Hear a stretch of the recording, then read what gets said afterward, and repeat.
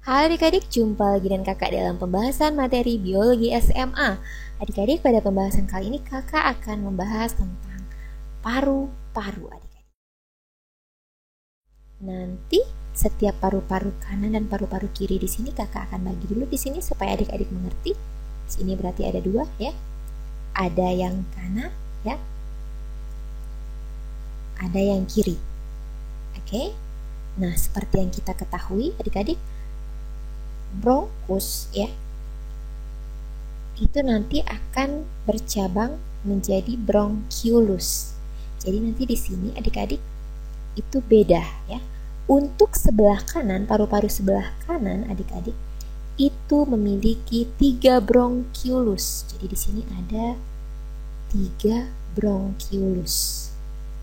Jadi nanti bronchiolus ini makanya kita mengenal pada bagian paru-paru kanan itu ada 3 lobus adik-adik karena memang ada 3 bronchiolus.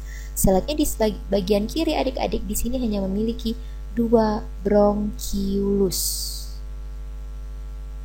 Nah, untuk lebih jelasnya lagi adik-adik di sini kakak akan menampilkan sebuah gambar untuk membantu pemahaman adik-adik. Nah, ini yang sebelah kanan adik-adik.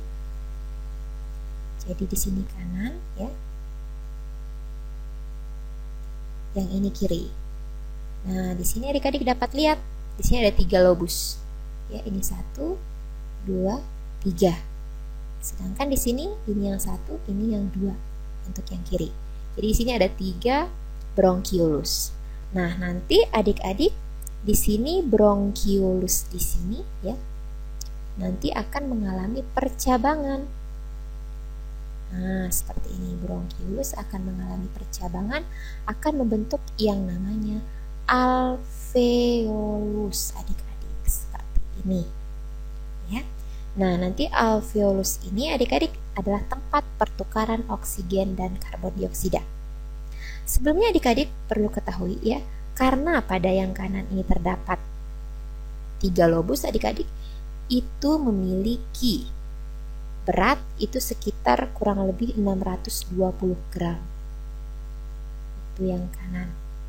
Sedangkan yang kiri itu karena memiliki 2 lobus itu beratnya sekitar 560 gram. Seperti itu adik-adik. Terkait dengan bronchiolus yang memiliki percabangan berupa alveolus adik-adik. Jadi nanti alveolus itu ya, itu jumlahnya ya, ini sekitar 600 juta adik-adik. Alveolus di sini ya. Sehingga dapat memperluas permukaan paru-paru. Nanti pada usia 8 tahun, jumlah alveolus seseorang tidak akan mengalami perubahan penambahan jumlah. Jadi struktur alveolus itu menyerupai setangkai buah anggur adik-adik seperti ini nih. Ini menyerupai setangkai buah anggur ya, ini alveoli ya. Dan sel-selnya bersifat lentur sehingga akan mudah mengembang dan mengempes. Jadi selnya di sini bersifat lentur adik-adik. Nah, seperti ini ya. Sehingga dia nanti memudahkan untuk mengembang dan mengempes adik-adik. Seperti itu. Nah, seperti itu adik-adik.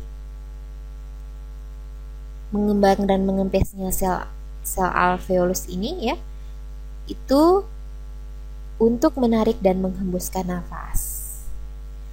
Kantong-kantong ini bersifat lentur adik-adik itu karena ya dilumasi suatu zat yang disebut surfaktan. Jadi nanti di sini ada surfaktan adik-adik sehingga dia itu sifatnya lentur. Nah, di sini surfaktan ya. Nah, nanti adik-adik perlu tahu di sini untuk paru-paru ternyata ini dibungkus oleh selaput pembungkus yang disebut pleura yang tersusun rangkap 2. Di antara kedua pleura nanti terdapat cairan limfe yang mempunyai peranan untuk melindungi paru-paru dari gesekan ketika mengembang dan mengempis adik-adik. Oke adik-adik, demikian penjelasan kakak kurang lebih seperti ini tentang paru-paru adik-adik. Ya, di mana paru-paru ini sekali lagi merupakan komponen atau organ terpenting dalam proses pernapasan adik-adik. Oke adik-adik, tetap semangat dan sampai jumpa pada konten sistem pernapasan selanjutnya.